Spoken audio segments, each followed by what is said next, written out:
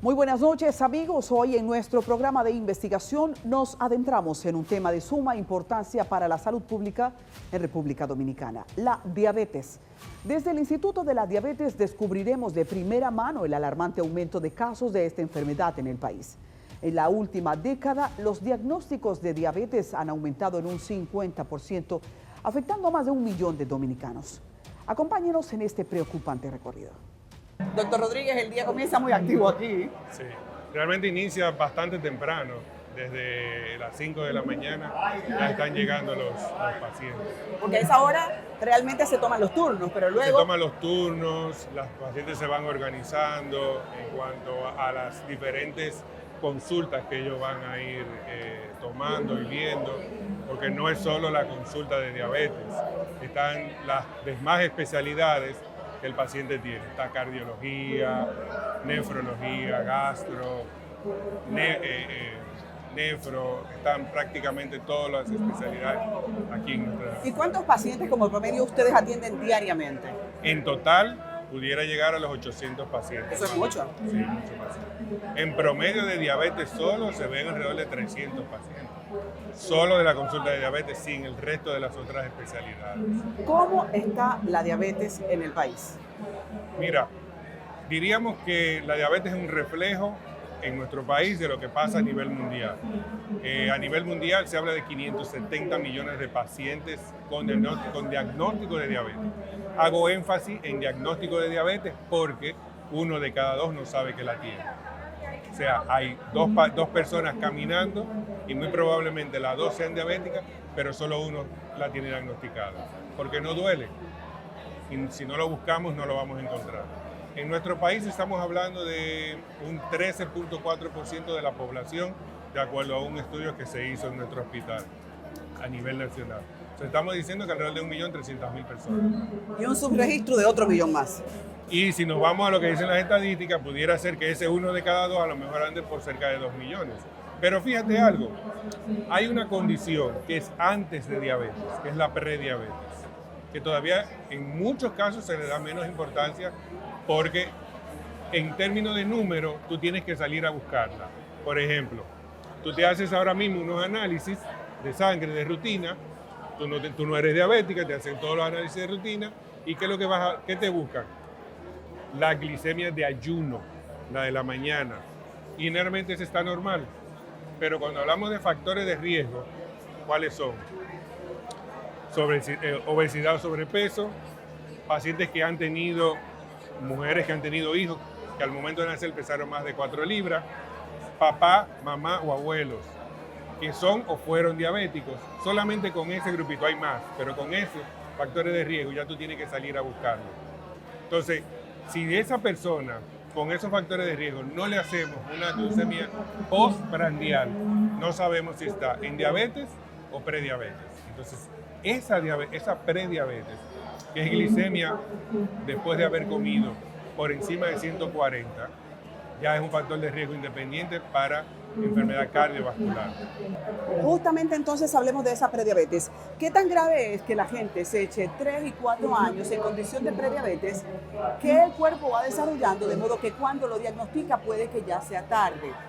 Exacto. Entonces, como esa prediabetes, esos niveles de azúcar por encima de 140 después de haber comido, no en ayuna, ya eso te va dando influencia, te va haciendo estragos en lo que es la salud cardiovascular y probablemente aumente el riesgo de un infarto agudo al miocardio o de un accidente cerebrovascular. Entonces a veces debutan, o sea, se le descubre la diabetes en el momento que hace el infarto. Por eso es muy importante hacer ese pesquisaje con tiempo y determinar antes de cómo está ese nivel para saber si hay que hacer una intervención. Visto esto, entonces es muy peligroso que la diabetes no habla, o sea, no te da los síntomas. Pero ¿cuáles sí pudiesen ser algunas alertas para uno comenzar o qué advertencia? ¿Qué podría hacerse anticipadamente para uno tener esos monitoreos? Claro.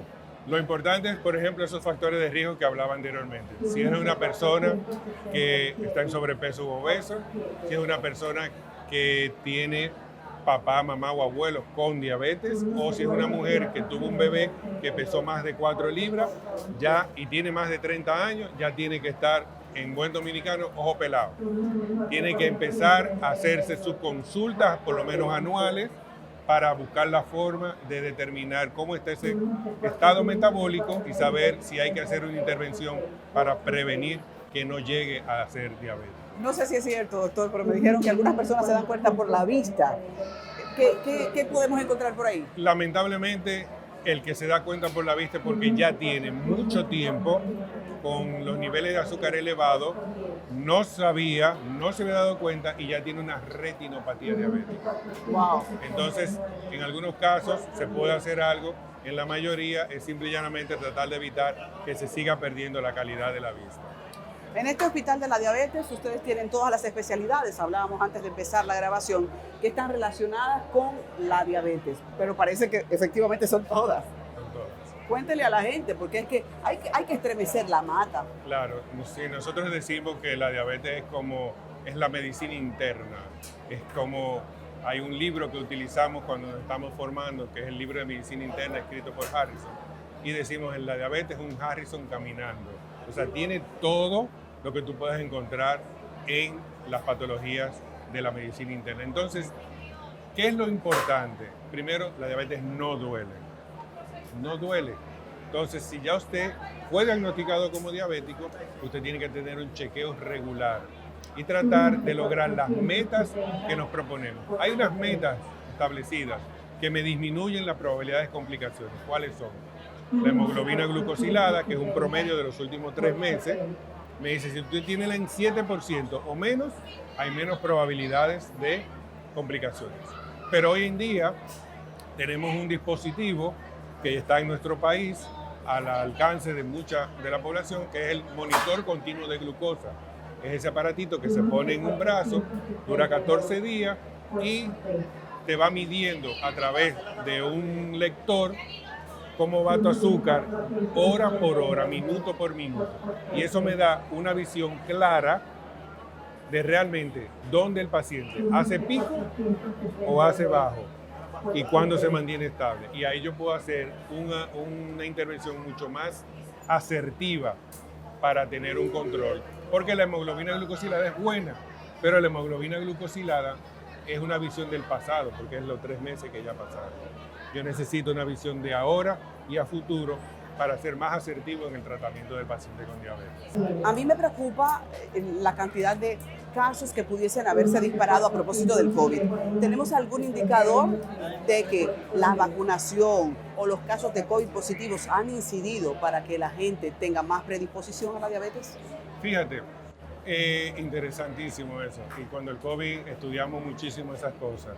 El SARS-CoV-2, que es el virus que me da la enfermedad de la COVID, utiliza un receptor que está prácticamente en todo nuestro cuerpo, que es el receptor de la angiotensina 2, para entrar a la célula, y luego que entra se multiplica, y ahí es donde vinieron todas las complicaciones que vimos en esa época de pandemia.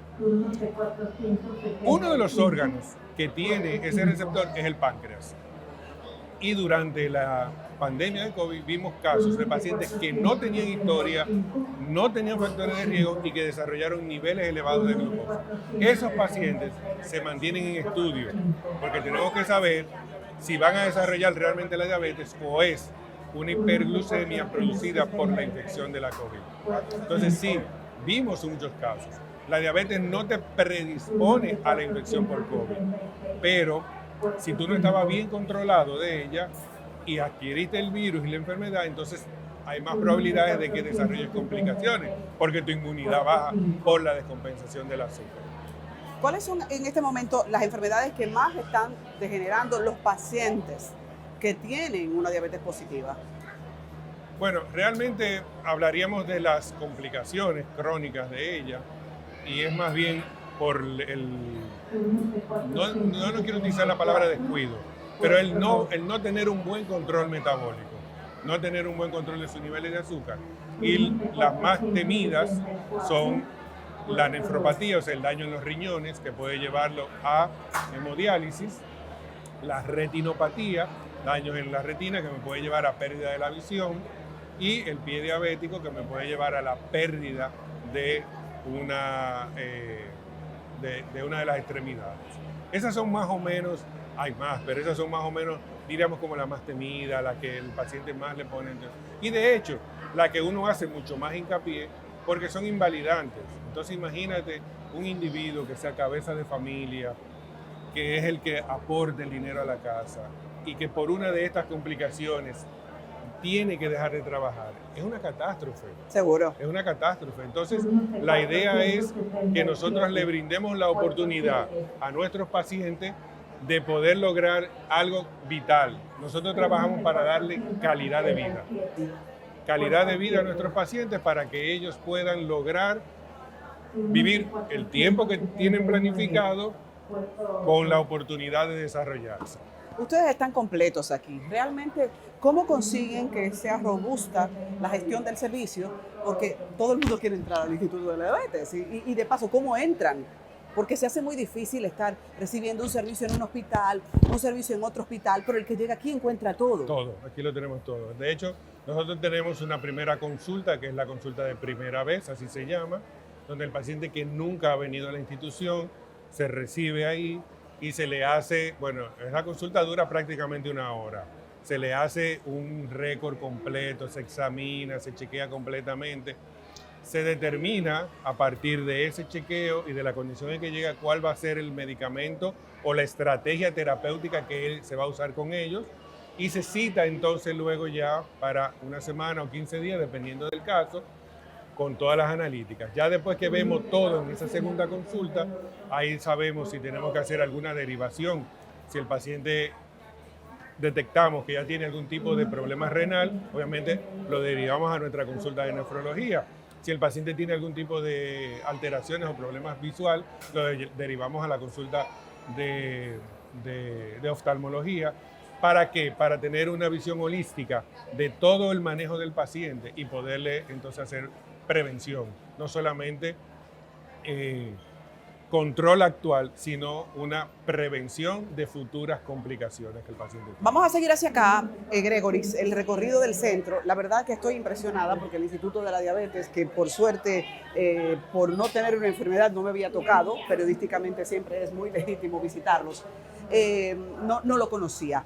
Veo que ustedes tienen una muy robusta unidad de pie diabético, sí, tienen una muy robusta unidad de oftalmología, todo aquí está muy bien pensado. Pero hay un punto, doctor, y es el tema de los costos para sostener enfermedades que son tan costosas y que van a vivir contigo, sí, para el resto de tu vida. ¿Cuál es el costo paciente para este centro? Bueno, es que va a depender de cada uno de ellos, de lo que sea, de la condición que tiene, de cómo nos llega. Pero nosotros la idea es que tenga, por ejemplo, acceso a una consulta especializada de bajo costo. Okay. Si el paciente tiene seguro, pues obviamente se toma su seguro. Si el paciente no tiene seguro, las consultas son sumamente, las de diabetes son...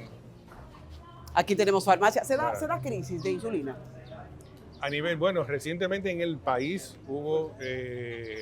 diremos que desabastecimiento de la humana, tanto NPH como 70-30, pero nosotros siempre trabajamos planificados para que, o sea, como tenemos una población y sabemos cómo es por mes, cómo van, se planifica para que exista un abastecimiento y que el paciente no venga y no encuentre el medicamento. Con esta inquietante realidad en mente cerramos nuestro primer bloque desde el Instituto de la Diabetes.